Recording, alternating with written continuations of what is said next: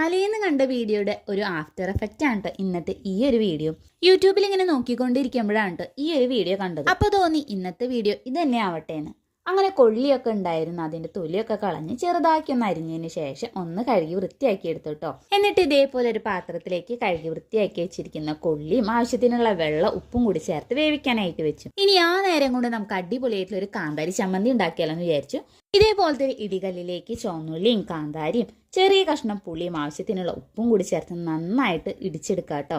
ഇടിച്ചെടുത്തിട്ട് ഈ ഒരു പരിവാകുമ്പോൾ നമുക്ക് വേറൊരു പാത്രത്തിലേക്ക് മാറ്റാം. ഇതിലേക്ക് ആവശ്യത്തിനുള്ള വെളിച്ചെണ്ണയും കൂടി ചേർത്ത് നന്നായിട്ടൊന്ന് മിക്സ് ചെയ്തെടുക്കാം. ഇനി നമുക്ക് നേരത്തെ വേവിച്ച് വെച്ചിരിക്കുന്ന കൊള്ളിയും ഈ ഒരു കാന്താരിയുടെ ചമ്മന്തിയും നല്ല ചൂട് കട്ടൻ ചായയും കൂടി കുടിക്കാനായിട്ട് നല്ല രസമാണ് കേട്ടോ. ഒരു മഴയും കൂടി ഉണ്ടായെങ്കിൽ പൊളിച്ചേനെ. പക്ഷെ മഴ ഇന്ന് നമ്മളെ ചതിച്ചു. അപ്പോൾ ഇന്നത്തെ വീഡിയോ ഇത്രയേ ഉള്ളൂ. ഈ ഒരു വീഡിയോ നിങ്ങൾക്ക് ഇഷ്ടമായെങ്കിൽ ചാനൽ ഒന്ന് സബ്സ്ക്രൈബ് ചെയ്ത് സപ്പോർട്ട് ചെയ്യുക.